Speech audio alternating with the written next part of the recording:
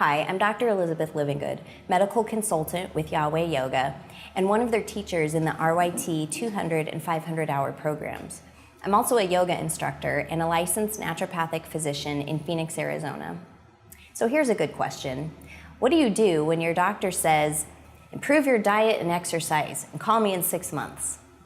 Did you know that just 120 years ago, before the discovery of pharmaceutical drugs like aspirin and penicillin, medical doctors relied almost entirely on diet, exercise, and plant medicine?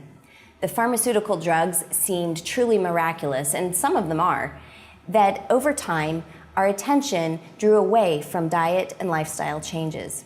Fortunately, there is a shift in our research, our medical training, and patient demand for more information on how diet and lifestyle can improve our health. Unfortunately, the medical office visit is still structured around the 8-minute visit as directed by insurance. So what do you do when your doctor says, eat better and exercise? The number one thing you can do is to get the sugar out of your house. I know you've heard this before, but it's really hard to implement and a lot of people struggle with this. So here are some tips on how you can get sugar out of your house. First, if you're in the habit of buying or baking homemade treats, look for healthier substitutes. For baking at home, you can find recipes that are made without sugar. They're often sweetened with applesauce or xylitol. If you're buying treats, at least look for ones that don't have any artificial sweeteners, high fructose corn syrup, or hydrogenated fats. These are known causative factors for diseases such as Alzheimer's, diabetes, and even cancer. Absolutely avoid them.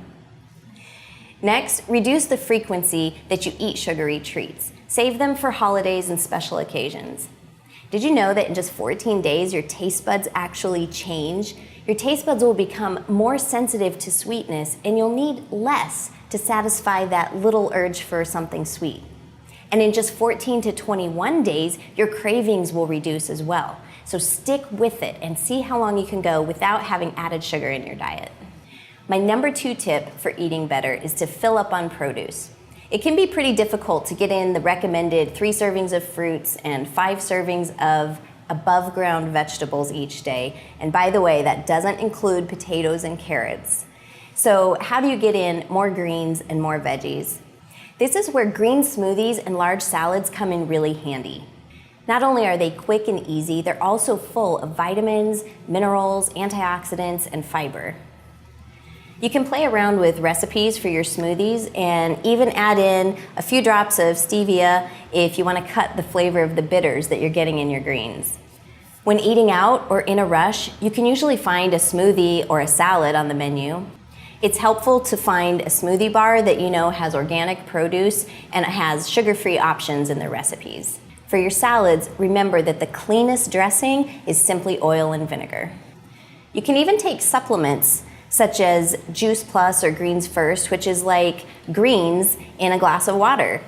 This will give you your produce content, but it's not an excuse to eat processed foods and French fries, so you still need to get in some more greens, but it'll hold you over when you're hungry.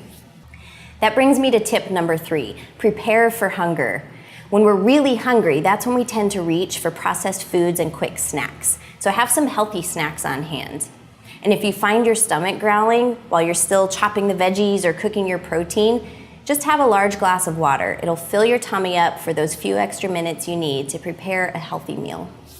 So how much water should you be drinking anyway? A good rule of thumb is about half your body weight in ounces. So a 150-pound person would drink approximately 75 ounces in water or clear fluids. If you're measuring in kilograms, the ratio is 1:1, so 1 ounce of clear fluids for every kilogram of body weight. Finally, how do you get more exercise into your busy day? First, find an exercise that you truly enjoy. If exercise is a drudgery, you'll find 1,000 reasons why you can't do it. But if it's fun and if you're socializing while you do it, you'll get a double whammy and you'll be more likely to stick with it. Another way to make sure you exercise is to make it an appointment on your calendar. Just like a business meeting or picking the kids up from school, it has to be done and there's a designated time to do it. This is your time and your health, so don't let anything else intrude on those appointments to exercise. Another way to make sure you get your exercise in is to play a sport with a team, or work out with a buddy. You'll have that accountability that you know the other people are expecting you to show up. And if motivation is an issue, then reflect on why you're trying to add more exercise in the first place. Is it to have more energy and stamina so that you can play with the kids or grandkids? Is it to lose weight or reduce your risk of disease? Is it to just feel better and improve your self-esteem? There's no wrong answers, so find what motivates you and focus on that rather than the actual exercise.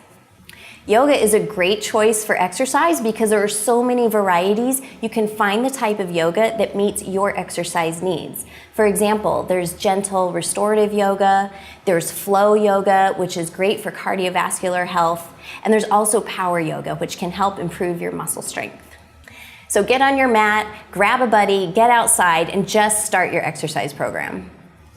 You may contact me at drlivinggood@yahwehyoga.com or visit my website, drelizabethlivinggood.com. I can see patients in person in Phoenix, Arizona, or via telemedicine anywhere in the world.